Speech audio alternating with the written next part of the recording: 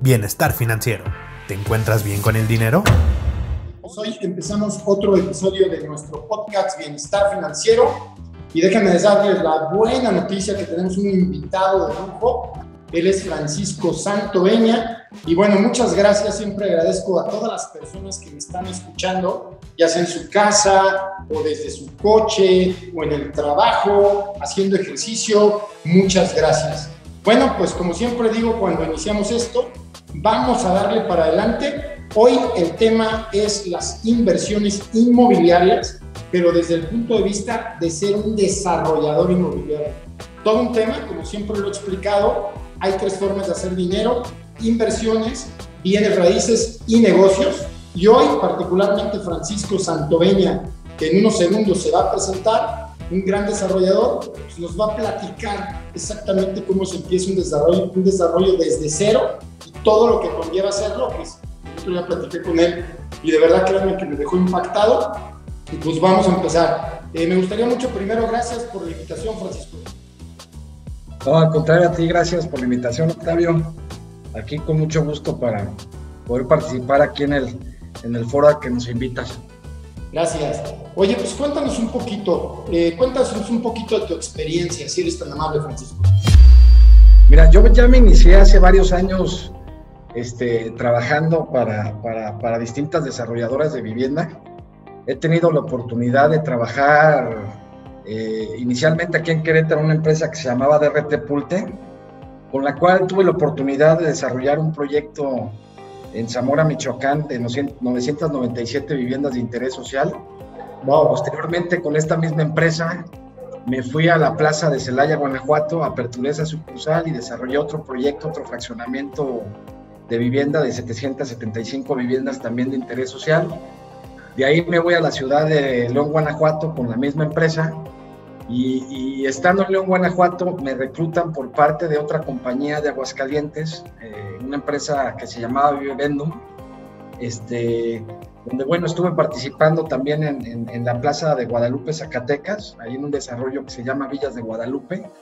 Y luego aperturé también para esta empresa la plaza de Celaya, donde traíamos ahí dos proyectos de distintos nichos de mercado. Teníamos un proyecto de vivienda de interés social de 2.123 casas y un proyecto de interés medio residencial, donde teníamos un concepto de cotos o clústeres con privadas, alberca, casa club. Ahí tenemos un proyecto de 1,008 casas de viviendas de interés medio residencial. Después de esta empresa participé con Omex, otra desarrolladora fuerte a nivel nacional que cotizaba en la Bolsa de Valores de Nueva York. Con ellos aperturé la plaza de Ensenada, Baja California, luego aperturé la plaza de Cuernavaca y finalmente vine a activar aquí la plaza de Querétaro. Saliendo de esta empresa, me contrato con otra empresa que se llama Radman, con la cual desarrollé en la ciudad de Aguascalientes también 3 fraccionamientos de vivienda medio residencial, 2 de vivienda medio residencial, 1 de vivienda residencial, una plaza comercial, y empecé las gestiones ahí para detonar un proyecto de una torre médica. De ahí me regreso aquí a trabajar con un fondo de inversión a Querétaro. En Querétaro activamos un proyecto que se llama Carlota. Ese proyecto lo empezamos de cero, un proyecto de lotes ahí en Villa Corregidora. Participé también un tiempo con Sare, una empresa que traía aquí un proyecto que se llama Varadera, de vivienda de interés social. Y bueno, estuve apoyando también una empresa que se llama Constructora María Teresa en un proyecto también de vivienda de lotes residenciales, y actualmente soy director de Grupo San Cristóbal aquí en Querétaro. Entonces traigo aquí un proyecto de 3,000 viviendas de interés medio residencial y estoy por activar otro proyecto de 4,000 casas más o menos también del mismo nicho. Entonces, bueno, pues básicamente nos dedicamos a ver todo el tema de los proyectos inmobiliarios. Mi participación es la de director de sucursal de las compañías. Yo dirijo prácticamente las áreas que intervienen para crear el tema de un proyecto, como es la comercialización, la parte de producción, la parte de trámites y gestión para autorización de proyectos inmobiliarios, la parte de atención a clientes, la parte de servicio postventa, la parte de desarrollo comunitario, a través de empresas que que se encargan a ver todo el tema de entrega de condominios y demás a los habitantes que adquieren su vivienda.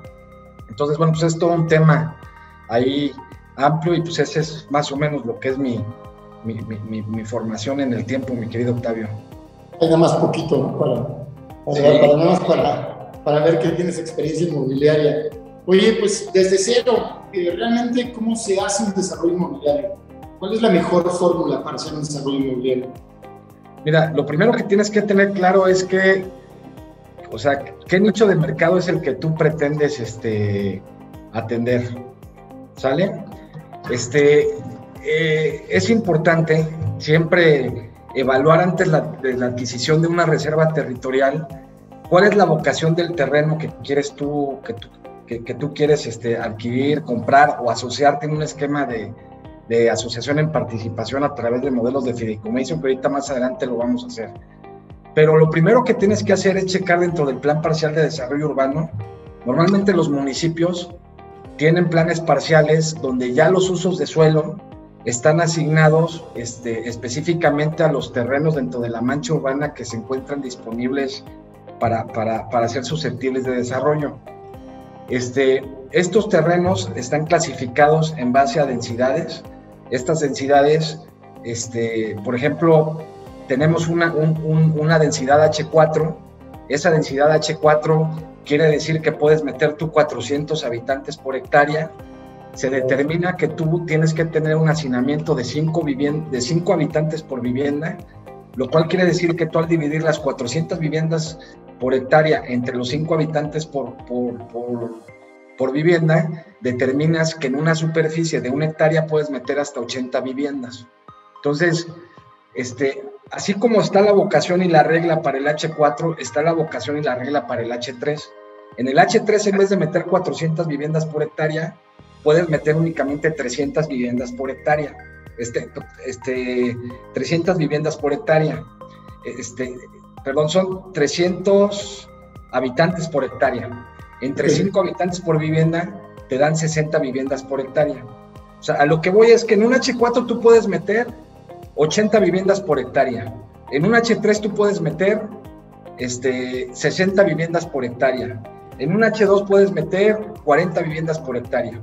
Entonces, a lo que voy es, si tú pretendes hacer un fraccionamiento de vivienda medio residencial, es decir, con lotes de 160 metros cuadrados, pues tienes que buscar un terreno con una densidad H2, ¿sí? No me voy a ir a buscar un terreno con una vocación social, donde puedo meter 80 viviendas y pretendo hacer un fraccionamiento pues, de un nivel de un perfil más alto. Si yo quisiera desarrollar un proyecto campestre, tengo que buscar, por ejemplo, los terrenos donde la vocación o el uso de suelo que está asignado es un H1. En el H1 yo puedo meter 100 viviendas por hectárea, entre 5 habitantes puedo meter 50 viviendas por hectárea. Entonces, quiere decir que ahí tengo que hacer a lo mejor terrenos entre 700 y 1000 metros, porque no me quedan más. Entonces, estos planes parciales, cuando tú lo checas en el plan de lo que son las ciudades, regularmente puedes identificar por colores pues, los terrenos que ya tienen la vocación de H1, de H2, de H3 o de H4. Entonces, si tú pretendes desarrollar un proyecto social, pues buscas a lo mejor los colores rojos, que son los que están alineados al H4, y ahí es donde te enfocas para poder pues llevar a cabo tu búsqueda de terreno para ese proyecto en particular. Existe la posibilidad de que lleves a cabo en un terreno que no tenga una vocación, un uso de suelo asignado, que promuevas ese cambio de uso de suelo. Pero ese cambio de uso de suelo pues te implica una gestión donde tienes que pues, hacer toda una serie de trámites y tienes que entrar al cabildo, que el cabildo en el municipio esté integrado por el presidente municipal, el secretario del municipio y los regidores que intervienen para que se autorice el cambio de uso de suelo. Tú puedes cambiar un terreno de H4 a H2. Bueno, de H4 a H2 no tienes problema porque pues, puedes meter menos casas. Si te permiten meter 80 y metes 10, pues ese es tu problema. O sea, mientras sean menos no tienes problema, pero si quieres hacer más, tienes que promover ese cambio de uso de suelo. Y ese cambio de uso de suelo te implica que entres a las sesiones de desarrollo urbano, que tengas que publicar en gacetas municipales los acuerdos que emiten ahí el honorable ayuntamiento, que publiques en el periódico oficial del Estado, que protocolices ante notario público las actas de estos acuerdos y que los inscribas en el registro público de la propiedad. Entonces, lo más importante es tener claro de la vocación del terreno que vas a adquirir de acuerdo al producto que pretendes comercializar. No me voy a ir a comprar un terreno que tiene una densidad H1, que es para hacer terrenos campestres, si quiero hacer vivienda de interés social, porque no me lo van a permitir, me implica un cambio de uso de suelo. ¿Sí me explico? Perfectamente. Entonces, el precio también está determinado de acuerdo a la vocación que quieres realizar en tu proyecto. O sea, si yo quiero hacer, por ejemplo, y esto me lo da la experiencia, si yo quiero hacer un proyecto con viviendas en el orden de 600,000 pesos, pues tengo que buscar un terreno donde el metro cuadrado en Breña esté en el orden de 300 pesos el metro cuadrado. Si yo quiero hacer un proyecto de casas de 2 millones de pesos, puedo comprar un terreno en Breña donde el metro cuadrado anda en el orden de 1,000 pesos el metro cuadrado. Si yo quiero hacer casas de 800,000 pesos, tengo que buscar un terreno donde, en Breña que no cueste más de 400 pesos el metro cuadrado. Entonces, un poquito vas jugando con ese asunto, pues, para poder determinar dónde voy a comprar o con quién me voy a asociar, ¿no? Entonces, esa es la parte principal que tienes que evaluar primero en la vocación de uso de suelo. El punto número 2 es que tengas la factibilidad de los servicios. O sea, tienes que tener tanto la factibilidad de los servicios de agua potable como la factibilidad de los servicios de energía eléctrica, que tengas luz, que tengas la posibilidad de dar luz a las casas o al desarrollo que pretendes hacer. Para esto, metes documentos en la Comisión Federal de Electricidad y te establecen las premisas para que se lleve a cabo la factibilidad. A lo mejor es un proyecto que está en una zona suburbana y requiere que hagas una subestación eléctrica para que puedas dotar de luz al fraccionamiento, y pues eso pues prácticamente te hace incosteable el proyecto, porque una subestación eléctrica pues es algo muy caro, ¿no? A lo mejor en la factibilidad te dicen, no, pues sí, mira, nada más tienes que hacer esta obra de respaldo, tienes que recalibrarme tales líneas, y con esta recalibración de estas líneas podemos darle luz a las 4,000 casas que tú pretendes hacer o a las 400 casas que pretendes hacer. En el tema del agua, también es importante con los organismos públicos descentralizados, dependiendo en la zona en la que estés o en el municipio en el que estés, o si es un organismo estatal, también descentralizado, pero que sea estatal, también te dicen, a ver, sí tengo las posibilidades de darte agua, pero como estás en una zona suburbana, donde yo no tengo los servicios para poder dotar de agua a los habitantes del fraccionamiento, sería posible, sí y solo sí, si tú llevas a cabo la perforación de un pozo de agua potable, haces las líneas de conducción de ese pozo de agua potable hacia un tanque de almacenamiento de agua potable, haces una planta de tratamiento, y estas obras de infraestructura me las entregas a mí para que yo las pueda administrar. Si no llevas a cabo estas obras, pues no te puedo dar el servicio del agua. Si yo estoy en una zona urbana donde la red de agua potable pasa enfrente de mi terreno, pues bueno, tanto la red de agua como el drenaje, a lo mejor me conecto a las líneas ya del organismo y desfogo ahí directamente a la red municipal. Entonces, normalmente se establecen aranceles o se establecen montos específicos por los cobros referentes al costo por el derecho de toma y descarga domiciliaria. En el caso de Querétaro anda en el orden de 25,500 pesos por casa. Si yo estuviera en una zona urbana, donde lo único que voy a hacer es conectarme a la red y desfogar a la red sanitaria, yo pagando los 25,000 pesos por casa, tengo el derecho a conectarme a estas infraestructuras que ya tiene el organismo de agua. Si estoy en una zona suburbana, tengo que crear las infraestructuras, y lo que cuesten esas infraestructuras me lo toman a cuenta del pago de los derechos de esos 25,000 pesos por casa. Si yo voy a hacer un proyecto de 100 viviendas, multiplico 100 viviendas por 25,000 pesos, y esa inversión es la que yo le tendría que estar pagando al organismo. Si yo voy a hacer un proyecto en una zona suburbana de 100 viviendas y requiero para esas 100 viviendas perforar un pozo, hacer un tanque, hacer una línea de conducción, pues es un proyecto que no es viable. ¿Por qué? Porque las infraestructuras en vez de que me cueste la toma 25,000 pesos, pues a lo mejor se me va a 100 o 200,000 pesos, entonces pues no me sale, ¿sí me explico? Sí. Por eso, normalmente como desarrolladores, cuando estamos en zonas suburbanas, buscamos terrenos de mínimo 20 hectáreas para poder justificar la inversión de estas obras, que implica tanto la perforación del pozo como las plantas, como los tanques de almacenamiento, para poder edificar ahí dentro de eso lo que es el proyecto. Wow, increíble. O sea, realmente tú tienes que ver la viabilidad de los proyectos y hacer todo un presupuesto para que eso sea costeable, por así decirlo. Tienes que hacer un proyecto, tú antes de hacer la inversión, tienes que hacer un due diligence, donde determines en base a costos paramétricos cuáles van a ser tus ingresos, tus costos y tus gastos de este proyecto. O sea, en un proforma de negocio de vivienda, por una parte tienes tus ingresos que se componen por las ventas de las viviendas que vas a generar, y por otra parte tienes tu variable de costo. Esa variable de costo está integrada por 5 puntos que componen la variable de costo. El primer punto es el terreno, el costo de la tierra. El segundo punto son el costo de los estudios y proyectos. El tercer punto son el costo de los permisos y licencias. El cuarto punto es el costo de tu urbanización, dentro de la cual está contemplada la infraestructura. Y el cuarto punto es la edificación de la vivienda. Esas 5 variables representan el costo de tu estado de resultados. O sea, tienes tus ingresos en ventas y le restas estas 5 variables que representan el costo. Normalmente el costo debe andar en el orden del 70% de tus ingresos, para que tú puedas obtener una utilidad bruta en el orden del 30%.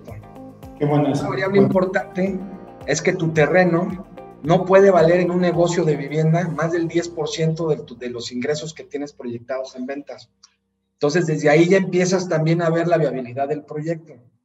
O sea, si yo voy a vender 180 millones de pesos en ingresos, mi terreno no puede valer más de 18 millones de pesos, que es el 10% de mi 100% de mis ingresos. Después de obtener esa utilidad bruta, tienes tu variable de gasto. Así como la variable de costo, que está integrada por 5 puntos, que son los que vimos hace rato, después viene la variable de gasto, que está integrada por 3. Esa variable de gasto está integrada por los gastos de administración, está integrada por los gastos de comercialización, dentro de los cuales está tus gastos de publicidad, tus gastos de comisiones, asesores de ventas, y está la parte de tus gastos financieros. Estos gastos financieros están compuestos por aquellas líneas de crédito revolvente que tú sacas con los bancos para poder meter los gastos preoperativos dentro de lo que es el proyecto, así como los créditos puente que te otorgan las instituciones financieras para que tú puedas edificar las viviendas dentro del proyecto. Tú puedes dar en garantía el proyecto a una institución financiera, y la institución financiera te presta con la garantía del terreno, te presta para que tú edifiques las casas dentro de ese proyecto. Ellos te van administrando conforme vas avanzando en el tiempo. Estos créditos normalmente funcionan en base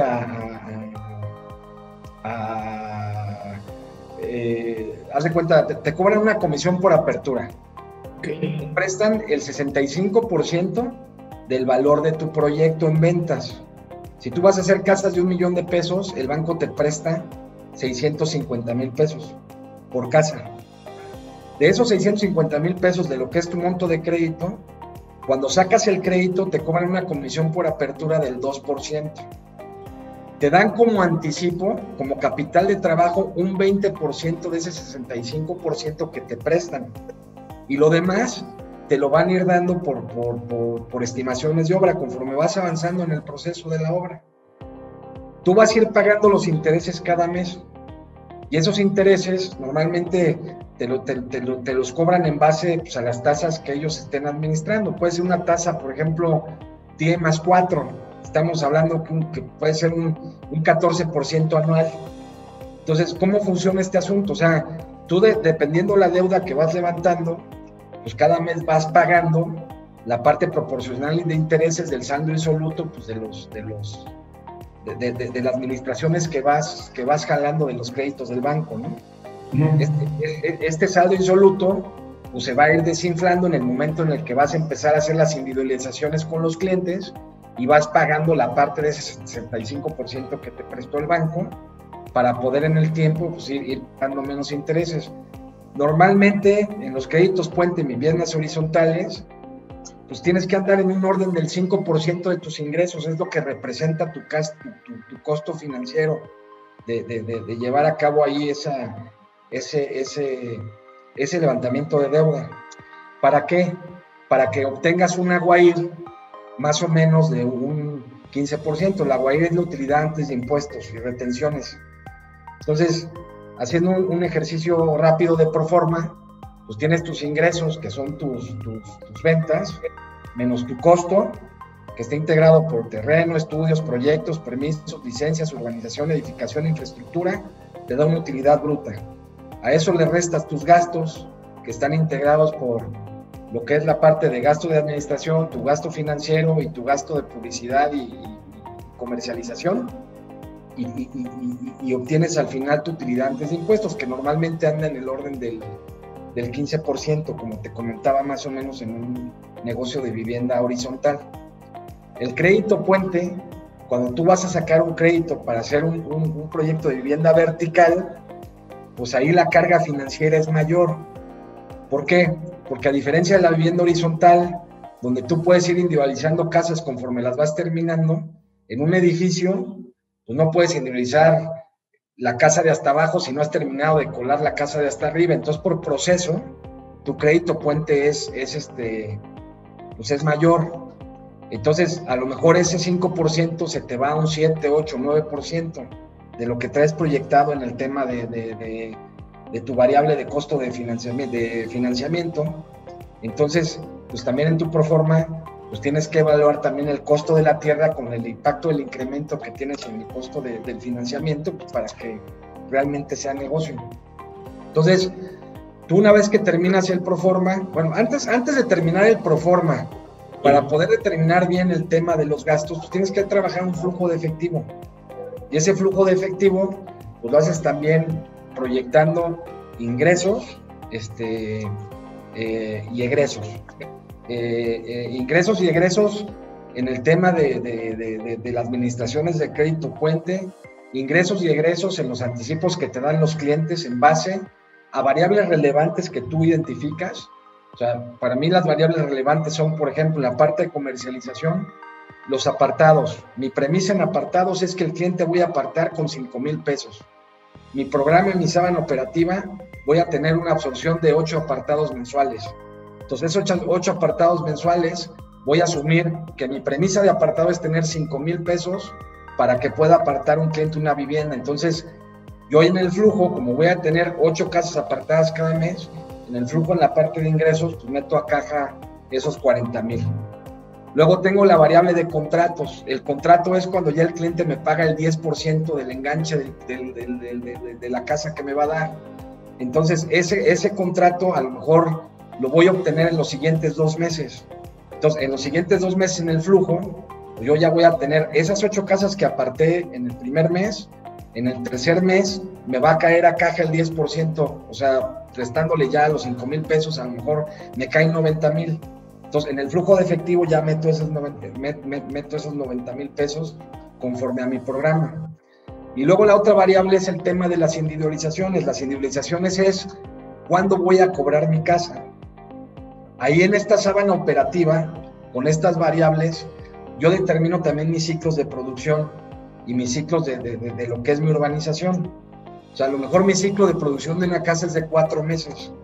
Entonces, en la parte de egreso, ya en la parte de producción, voy poniendo cómo voy a ir gastándome el egreso en la producción, y así como voy llevando el egreso, también en el ingreso voy a jalar las administraciones de mi crédito puente. Entonces, este asunto se hace con la intención de poder determinar al final del día cuánto van a ser las necesidades de capital que voy a requerir en el proyecto para poder pues hacer frente a mis necesidades de flujo, porque a lo mejor no es necesario el crédito puente, o sea, no es suficiente el crédito puente para poder yo hacer el proyecto. Necesito meterle más capital, entonces tengo que voltear y buscar otro tipo de deuda. Te hablaba yo de líneas de crédito revolvente, o a lo mejor conseguir capital de trabajo con inversionistas a los que les puedo ofrecer yo una tasa de interés atractiva si le meten lana conmigo, y esa variable es la que al final de cuentas en el proforma de negocio se traduce en ese 5% de costo de financiamiento, o el 6% o el 7%, pero eso se hace hasta que hago el flujo de efectivo. Ese flujo de efectivo también tengo que hacerlo pues, de una manera objetiva.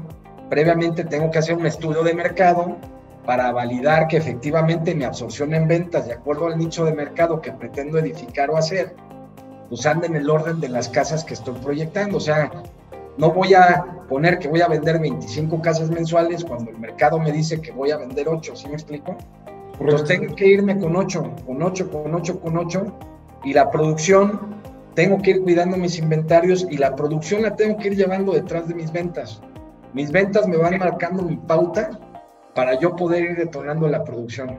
No puedo producir de más si no estoy vendiendo. Lo mejor, si no estoy vendiendo, es parar la producción, porque si no en automático pues estoy creando una bomba de tiempo que en cualquier momento va a explotar y me van a comer los intereses del crédito puente. Entonces tengo que ir controlando esas variables y tengo que ir administrando ya en el proceso del proyecto pues cuáles son los resultados con respecto al plan que formulé en mi sábana operativa, pues para ver qué decisiones, qué quito, qué muevo, qué pongo para poderle ajustar, ¿no? Normalmente cada trimestre hacemos forecast o ajustes a este plan anual para poder ir pues tomando acciones correctivas, preventivas, o a lo mejor me llevo la sorpresa que en vez de producir, de vender 8 casas, estoy vendiendo 15, pues entonces tengo que ahora reactivar más producción para vender más rápido, ¿no?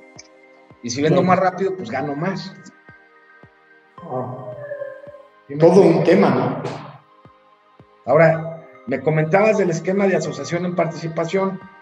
¿Cómo es el esquema de asociación en participación o propuestas de fideicomisos?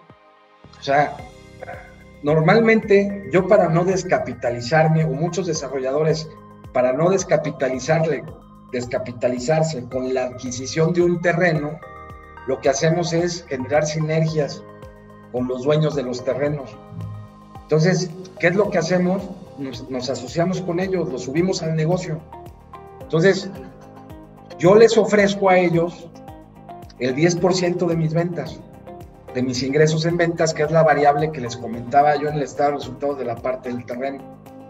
Entonces, yo lo que les digo, a ver, apórtame el terreno, vamos a hacer las casas, vamos a asociarnos, tú me pones la tierra y yo pongo mi conocimiento, yo pongo los recursos, ya sea a través de créditos puente o a través de inversionistas, para poder llevar aquí a cabo la edificación de las casas, y yo contigo te voy a ir pagando el 10% de la venta de cada casa en el momento que se lleve a cabo la escrituración.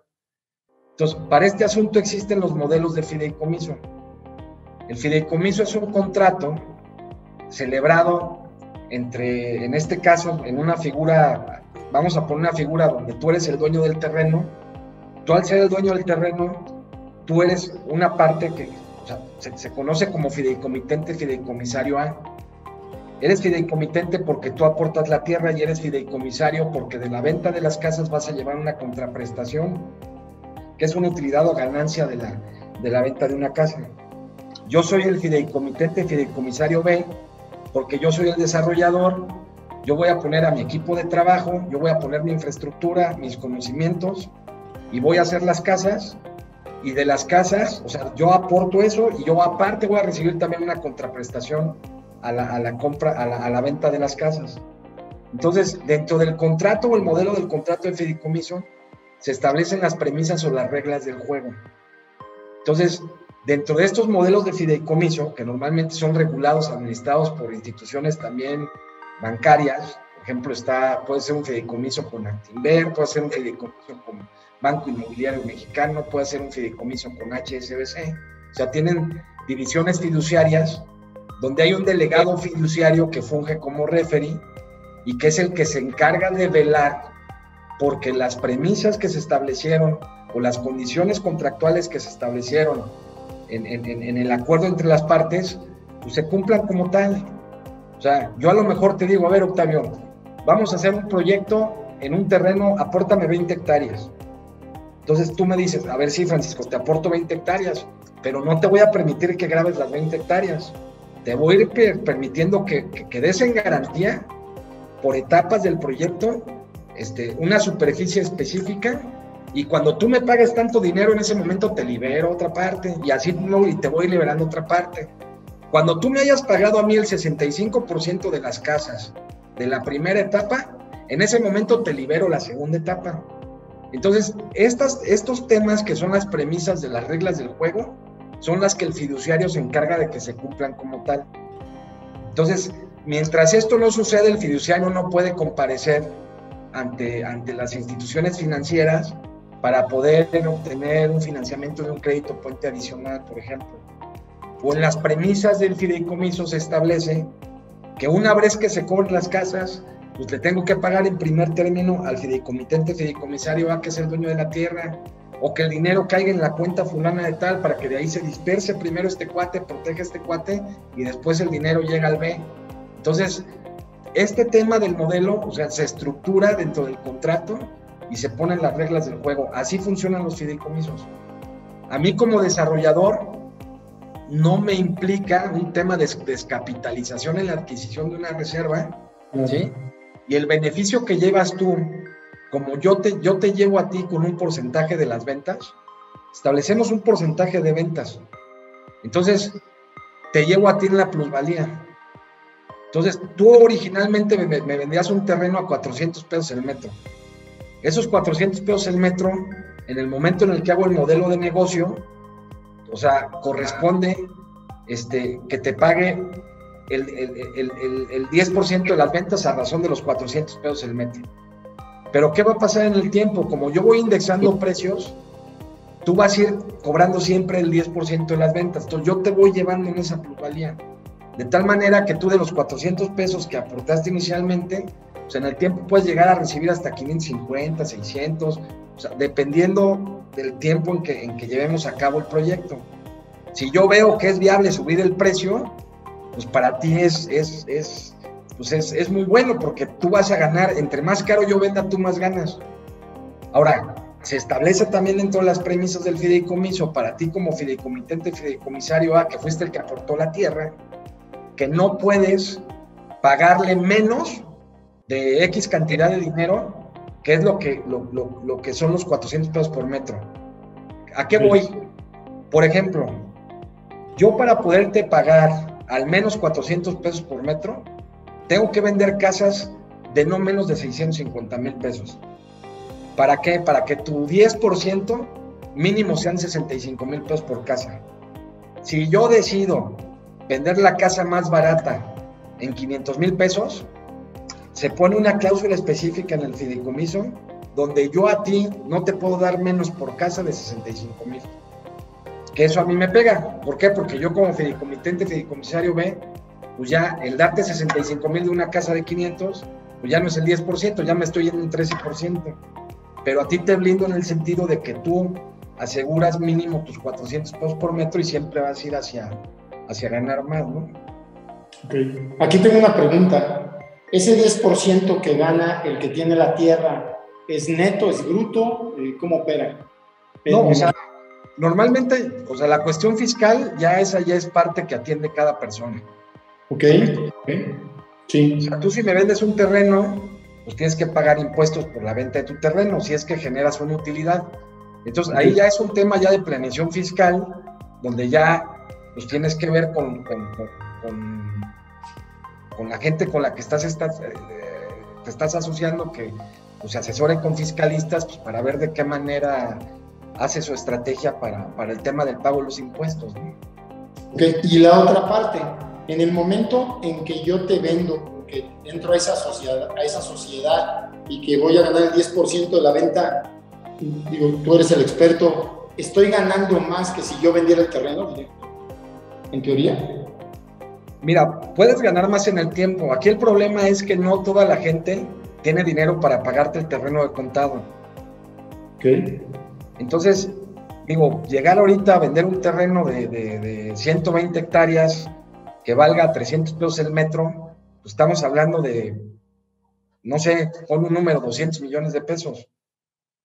Entonces, no cualquiera tiene en la cartera 200 millones de pesos para dártelos y pagártelos y pues sacarte. O sea, si hay quien te los pague, pues yo te diría, pues véndelo y recibe ahorita tu lana, ¿no? Para que no te esperes en el tiempo a que este asunto pues represente más tiempo, riesgo en tu proyecto, ¿no? Uh-huh. Pero bueno, pues a final de cuentas, a mayor riesgo, mayor rentabilidad. O sea, y lo que te digo también, lo que hay que sopesar y evaluar es que, pues digo, hoy llegar y comparte de contado un terreno, pues la verdad no es un tema que se dé muy común, ¿no? ¿Quieres decir que la mayoría de los desarrolladores hacen este tipo de negociaciones? Sí, o sea, muchos de los desarrolladores lo que buscan es precisamente este tipo de esquemas de asociación en participación, donde, bueno, pues tú también como dueño de una reserva, pues no te vas a asociar con cualquier desarrollador, o sea, tienes que ya ver a ver quién es, o sea, evaluar bien la compañía, ir a conocer pues, qué desarrollos están haciendo, quiénes son, qué hacen, cómo lo hacen y pues bueno, pues tomar tu decisión si le entras o no. Correcto. La pregunta de millón, obviamente siempre las ventas, creo que el otro día lo platicábamos, son claves para desarrollar. ¿Dónde puede fallar el esquema? ¿Dónde están los riesgos, Francisco, de todo eso que nos has platicado que está súper interesante? ¿Dónde puede el proceso tener ahí una falla que pueda ser muy costosa? Pues mira, digo, la parte principal, o sea, en el modelo de negocio, como en cualquier negocio, pues son las ventas, es la comercialización. O sea, si no hay ventas, pues no hay negocio, ¿no? Entonces, una variable es la venta. Para mí como desarrollador, otra variable es que en el proyecto de mis costos paramétricos, pues tenga algún error en mi proyección de costo, porque pues a lo mejor dije, me voy a gastar 50 millones y a la mera hora esos 50 millones se me fueron a 80 por un error en mi costeo, ¿no? Entonces, pues en ese tema es donde están las variables.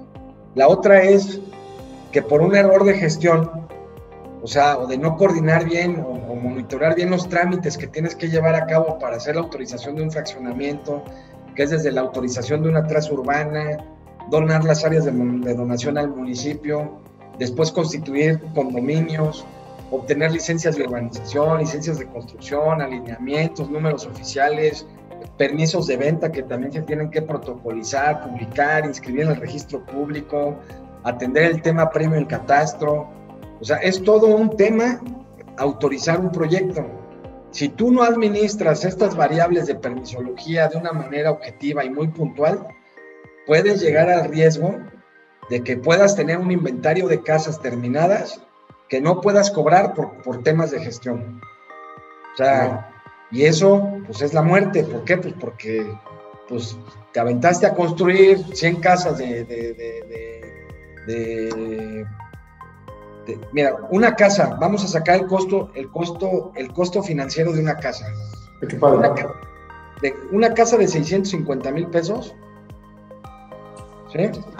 Uh-huh. De precio de venta, de esos 650,000 pesos, pues vamos a poner casas de 1,000,000 de pesos, ¿vale? Okay. Te prestan 650,000 pesos. Correcto, ¿vale? El 65%, ¿no?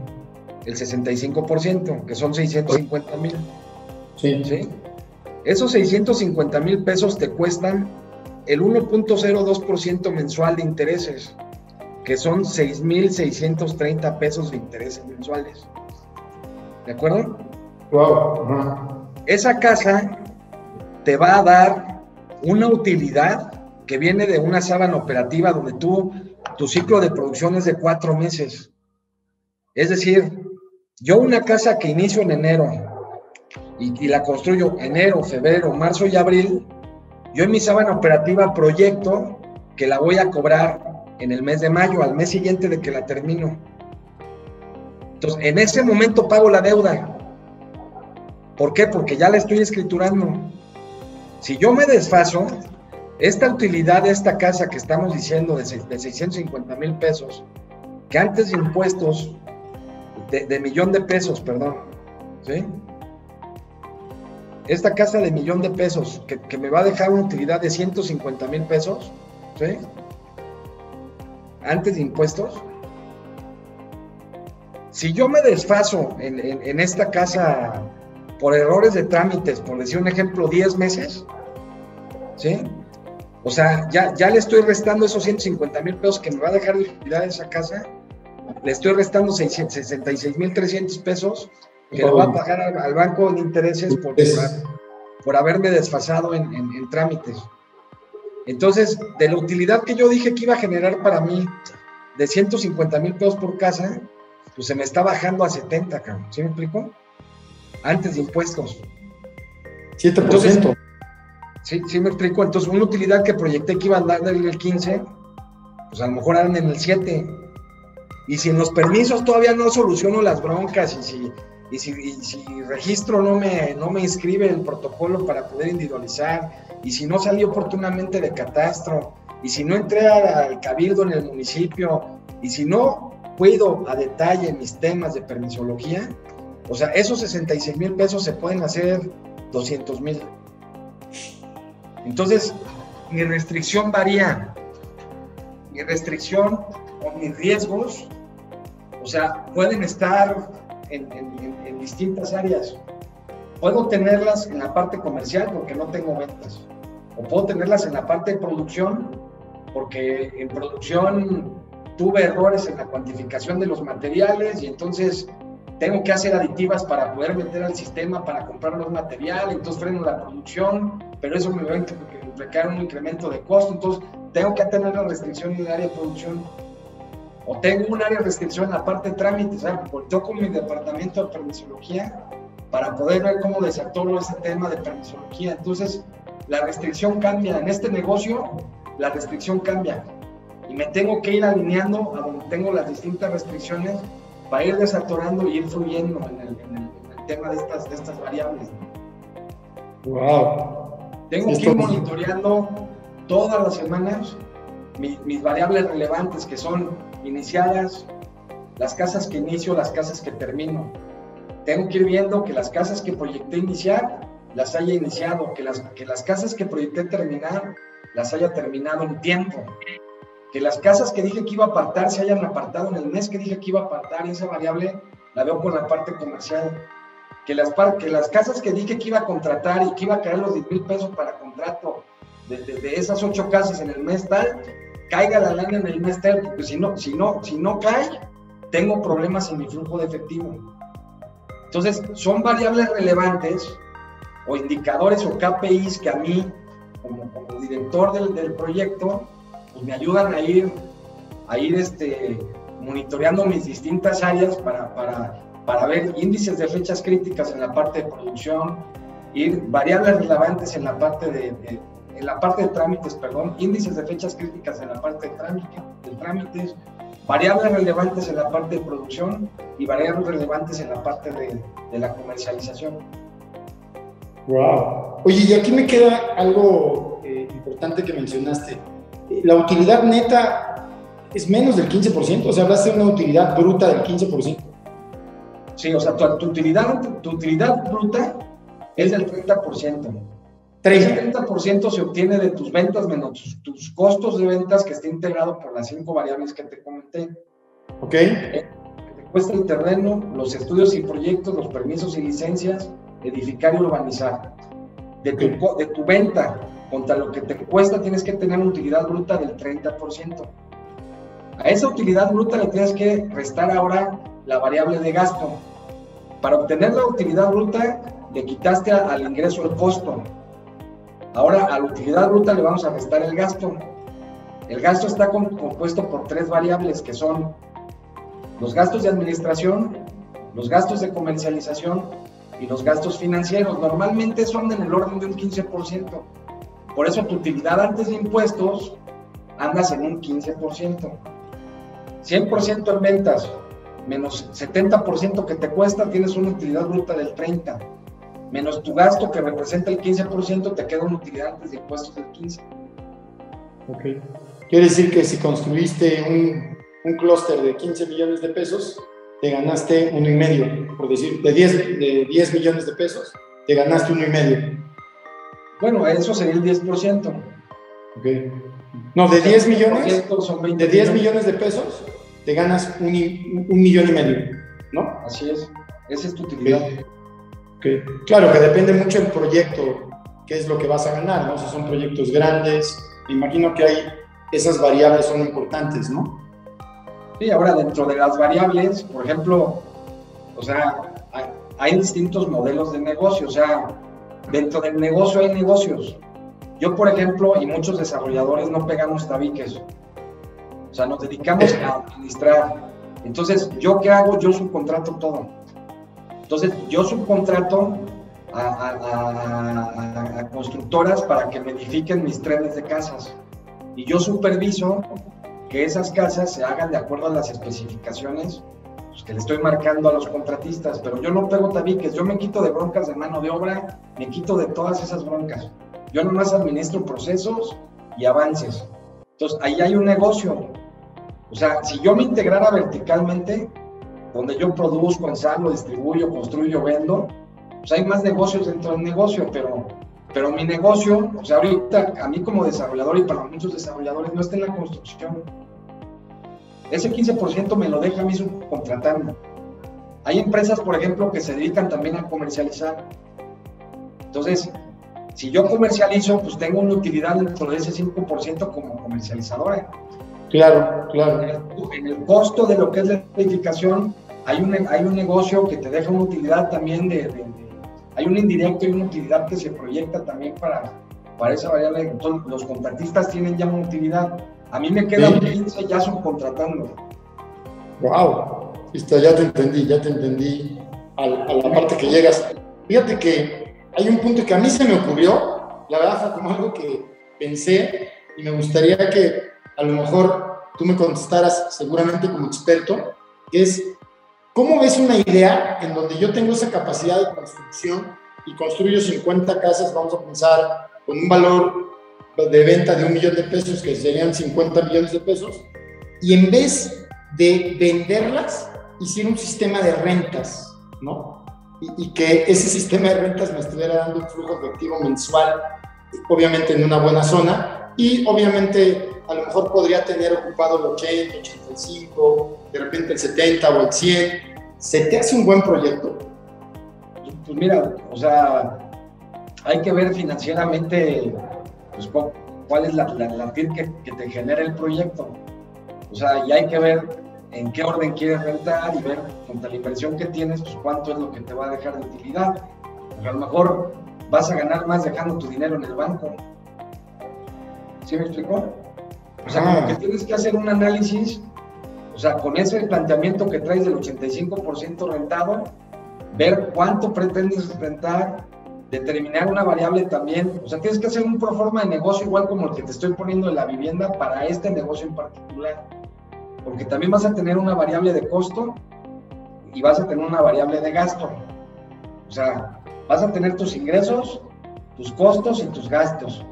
Y al final de cuentas vas a tener una utilidad. Entonces, antes de decirte o sea, si es negocio o no es negocio, yo primero tendría que ver números pues, para ver cómo está el asunto, ¿no? Ok, o sea, se tiene que hacer todo un proyecto específico, sí, o sea, para sacar... Tienes que hacer un proyecto también un proforma y un flujo de efectivo y poder determinar pues ese negocio pues que estás esperando ya contemplando una variable de gasto, ¿no? Para ver cuánto realmente te va a quedar. Claro. Y por último, pues yo sé que tu tiempo es muy importante, Francisco. La verdad es que nos has dado una clase maestra ahí del desarrollo inmobiliario. ¿Cómo generas buenos equipos de venta en la parte de la comercialización? Que era lo que platicábamos ayer en medio de la plática, ¿no? El problema puede ser que no se venda un buen proyecto porque no tienes un buen equipo de ventas, ¿no? Sí, mira, yo creo que la clave en el desarrollo inmobiliario, o sea, nosotros vendemos productos financieros. Entonces, es bien importante que la fuerza de ventas esté actualizada en los productos que ofrecen las instituciones financieras. O sea, porque yo a final de cuentas lo que coloco, o sea, sí son viviendas, pero vendo créditos hipotecarios. Entonces, si yo no estoy actualizado en las premisas para la obtención de los créditos hipotecarios, pues no voy a estar en el orden de este asunto, ¿sí me explico? O sea, por ejemplo, el tema de Infonavit, a ver, ¿cómo funciona Infonavit? ¿Cuáles son los créditos que tiene el Infonavit? ¿Cuáles son los requisitos del Infonavit? ¿Qué esquemas de financiamiento tiene el Infonavit? ¿Cómo se llama? ¿Va a ser un mercado abierto? ¿Va a ser una casa que voy a colocar por línea 2? O sea, hay distintos créditos. En el banco funciona igual, es un cofinanciamiento. Hay créditos donde tú jalas un crédito del banco, pero también jalas un crédito con Infonavit, entonces son cofinanciamientos, unes créditos, o manejas un crédito conyugal donde sumas al esposo con la esposa para que te compren una casa. Entonces, la fuerza de ventas tiene que ser capacitada en el tema de las reglas de los créditos hipotecarios. Y esto es como el Big Brother, o sea, las reglas cambian, cabrón. Entonces tienes que estarte actualizando porque, o sea, te mueven las condiciones, no sé, 2 veces al año, ¿sí me explico? O sea, o van sacando nuevos programas y pues te tienes que estar actualizando. De hecho, hoy ya existe una modalidad para que los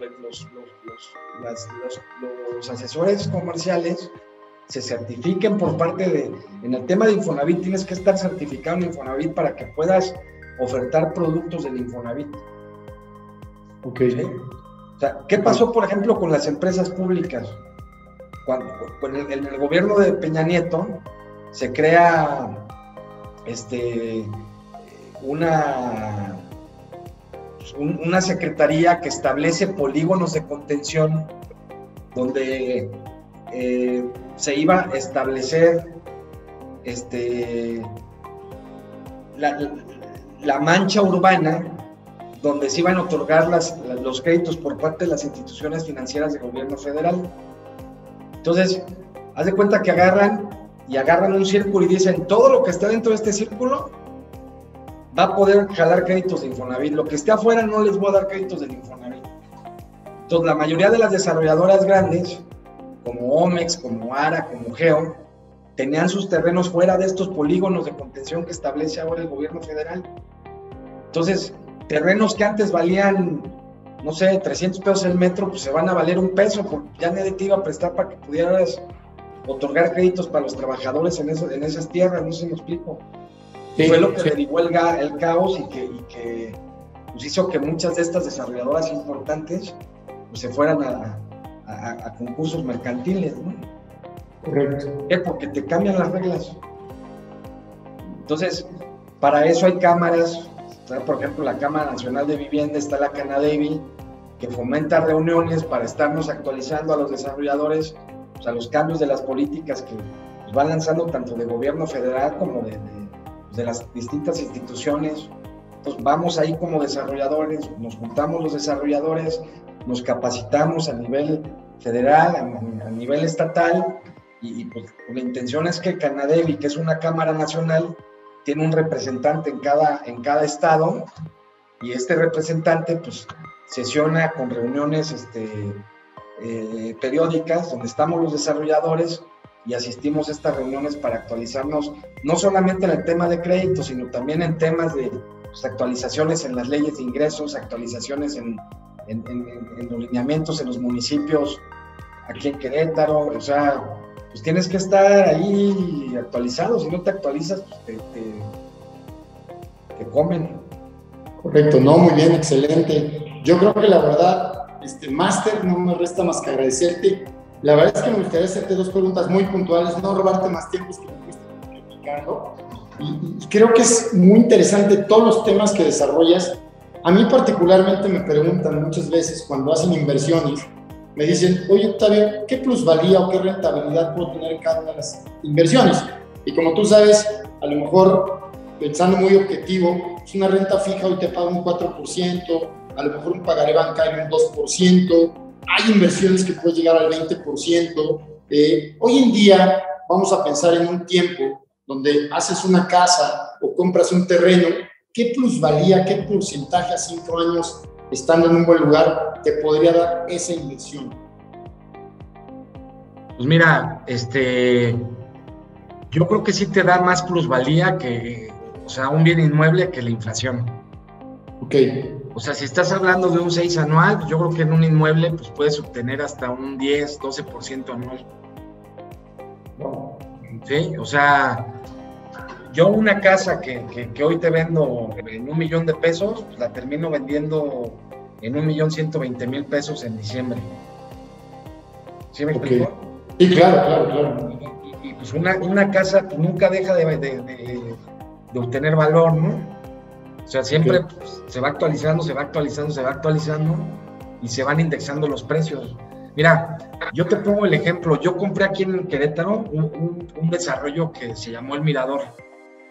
Compré un terreno hace ya varios años.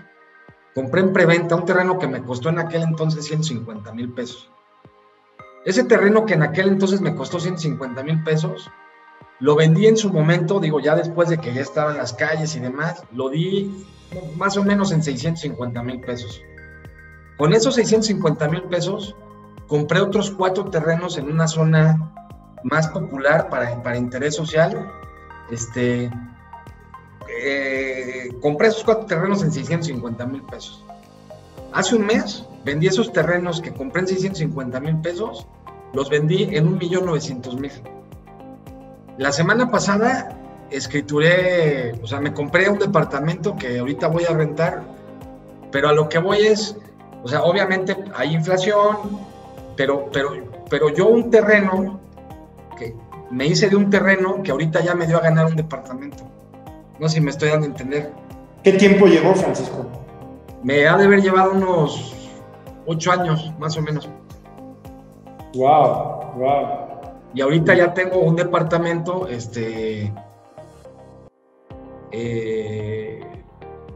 digo que con un terreno, ¿sí me explico? Ok. O sea, sí, comprar en preventas, por ejemplo, con desarrolladores, pues implica riesgo cuando compras en preventa, pero también implica una gran posibilidad de obtener una ganancia importante, porque, pues bueno, pues al final del día, esas preventas hacen descuentos atractivos y pues tu terreno o tu casa, pues al final del día, pues va a valer mucho más, ¿no? ¿Qué riesgo implica esa preventa, digámoslo así? Pues lo que pasa es que cuando compras en preventa, como te decía, no hay trámites. ¿Sí me explicó? Todo está así. No hay trámites, o sea, sí, aquí va a estar Disneylandia a 5 cuadras de tu casa, pues sí está todo dar, pero pues te están vendiendo aire. Entonces, tú no traes la certeza de que el desarrollador que te está ofreciendo un terreno o un departamento, pues vaya a cumplir en los tiempos y pues que no vaya a tener una bronca o que truene la compañía y tú ya le diste $1 millón. O sea, a mí en lo particular, digo, yo lo he hecho, pero lo he hecho con desarrolladores que conozco, pero si no conozco al desarrollador, pues a mí no me interesa llegar y darle mi lana para una preventa, ¿sí me explico? Correcto. No que no me interese, sino que no comulgo con eso y más menos si no conozco al desarrollador. Perfecto. Y como última pregunta, creo que es clave, seguramente todos nuestros escuchas querrán saberlo, que ya nos has dicho muchísimo, es cómo se encuentra hoy el medio inmobiliario actualmente. Mira, la verdad es que a pesar de la pandemia, sigue habiendo demanda. O sea, yo digo, no hemos dejado de trabajar, no hemos dejado de vender, sí ha habido desempleo, pero bueno, o sea, la verdad es que al menos en el nicho en el que estoy yo, que son casas entre 1,000,000 y 1,800,000, no ha habido un rezago importante. La parte, si me preguntas, por ejemplo, aquí en Querétaro, en la parte vertical, hay una sobreoferta vertical en Querétaro de lo que son los departamentos. Hay una absorción con estudios en el orden entre 1.5 y 2 departamentos mensuales por proyecto que se oferta. Entonces, o sea, yo creo que, digo, pues mucha gente prefiere hoy un hogar o una casa a un departamento. O sea, hay para todo, ¿no? Digo, hay gente grande que ya busca a lo mejor un departamento por temas de, pues digo, ya de mantener una casa, digo, ya buscas otros temas de mejor tener áreas comunes donde se prorrateen los gastos y demás. Entonces, como que para todo hay oferta, ¿no? O chavos que también recién casados, pues no necesitan ahorita una gran vivienda y pues se meten en un departamento. Pero bueno, lo que hay que ver también es cuidar el nicho que vas a atacar. O sea, por ejemplo, departamentos de 4 millones de pesos, ahí es donde están las broncas. Si te metes a hacer departamentos de 2 millones y medio, pues no tienes problema en desplazarlos. Ahorita te puedo decir que los depas oscilan entre los 20 y los 38 mil pesos el metro cuadrado aquí en Querétaro. Si andas en el orden de 27 a los 29 mil, 30 mil pesos, yo creo que no tienes problema en desplazar ese producto. Pero si ya te vas a un producto más alto, pues se te reduce mucho el tema del mercado, ¿no? ¿Quieres decir que 100 metros, si lo traes a 30 mil, lo traes como en 3 millones de pesos el departamento? Mira, normalmente aquí hay un desarrollador en Querétaro muy exitoso español que se llama Ercesa. Entonces, los depas que se comercializan andan entre 90 y 120 metros el metro cuadrado. Entonces, hacer departamentos de 90 metros cuadrados que estés dando en el orden digo, 30 mil pesos son 2 millones 700 mil pesos. Si andas en el orden de 27 mil pesos, o sea, son 90 por 27 mil. Pues sí, no, son 2 millones 187 mil pesos. Oh. Yo hoy compré un departamento de 2 millones 200 mil pesos. ¿De cuántos metros? De 96. Súper bien. Sí, compré un departamento de ese precio. Pero es un departamento que son, haz de cuenta, son sextuplex. Aquí en Querétaro, haz de cuenta que te ponen dentro de los reglamentos de construcción que arriba de 4 niveles ya te implica meter un elevador. Entonces, meter un elevador te incrementa los costos. El irte a más arriba de 4 niveles te incrementa los costos de financiamiento. ¿Por qué? Porque cargas más la deuda que te comentaba el crédito puente. O sea, no puedes, tienes que terminar de colar el edificio y luego empezar a hacer los acabados, para que puedas empezar a cobrar. No puedes tú entregar la planta baja si están construyendo en la planta alta, no se puede hacer eso. O sea, no pueden estar pegando tabiques arriba y tú ya viviendo abajo. Te tienes que esperar a que terminen de poner los tabiques para que puedas vender el departamento de abajo. Entonces, el caso del depa que yo compré es un depa de 96 metros cuadrados, pero que no tiene, son 3 niveles, o sea, son 2 depas por piso, y ahí no tienes problema en desplazar ese producto. El problema viene cuando ya te vas arriba de 8 pisos, que te implica elevadores, y que quieres vender a 35 mil pesos el metro. O sea, mejor, digo, yo como pienso, yo pues, mejor me compro una casa. Claro. Sí, ya yo compré, ahorita este departamento lo compré en 2.75, 2.075.000. Se lo compré a un cuate que lo compró en preventa, ya le ganó a su preventa y me lo dio en 2.075.000. Hoy la misma empresa te vende el mismo departamento en 2.450.000. Y yo se lo compré a este cuate en 2.075.000. Él ya le ganó, él ya hizo su negocio. Pero yo ya le gané también, nada más por haberlo comprado ahorita. Digo, de habérselo comprado a la empresa, habérselo comprado a él, pues me ahorré 325,000 pesos. Wow. ¿Sí me explico? Perfectamente, Francisco. ¿De dónde viene la pasión de todo esto? Pues ahora sí que pues me encanta mi chamba, man. Ya desde que salí de la carrera he estado metido en este asunto y pues la verdad es que me apasiona mucho. Tiene muchas variables, tiene muchas O sea, siempre es estar fomentando las relaciones políticas, las relaciones públicas, y pues la verdad es que eso a mí me gusta mucho, porque pues hay que estar, te digo, constantemente pues gestionando para poder seguir avanzando, ya sea en el trámite de los créditos hipotecarios, ya sea en el trámite de los créditos puente que me dan a mí como desarrollador, los créditos que coloco con los clientes, el tener el contacto con las notarías para poder llevar a cabo las escrituras, contactos con el municipio, contactos con la Comisión Estatal del Agua, contactos con la Comisión Federal de Electricidad, contactos con la Comisión Nacional del Agua. O sea, en el municipio pues hay distintas áreas, desarrollo urbano, Secretaría de Desarrollo Sustentable, Comisión Estatal de Infraestructura, Secretaría de Comunicaciones y Transportes. O sea, nos tenemos que mover con muchas dependencias de gobierno. Entonces eso la verdad a mí me gusta mucho. En el tema de los bancos, pues también pues conoces y haces muchas relaciones con las gentes que están al frente de los bancos para el otorgamiento de los créditos hipotecarios. Entonces interactúas ahí con los líderes de los principales bancos en las áreas que te otorgan los créditos. Entonces es algo muy padre, la verdad. Pues Francisco, muchísimas gracias. Yo sé que siempre tu tiempo es muy valioso, y el que nos hayas dado una hora de tu tiempo para este podcast, te agradezco. No sé si le quieras mandar un mensaje, como siempre cerramos a la audiencia cuando tenemos un invitado, sobre lo que tú quieras decir sobre el tema inmobiliario. Adelante, Francisco. No, pues básicamente cerrar con el tema de lo que ya se habló. Pues estoy aquí a la orden para lo que se les ofrezca. Y pues nada más, mi querido Octavio, aquí con mucho gusto poder participar aquí contigo un ratito en este mundo del desarrollo inmobiliario. Pues muchas gracias, Francisco, te agradezco mucho.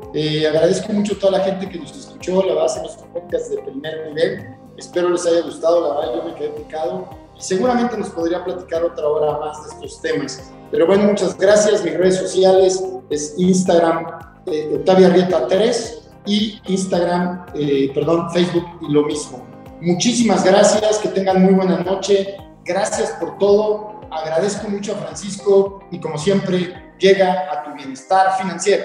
Bienestar financiero. ¿Te encuentras bien con el dinero?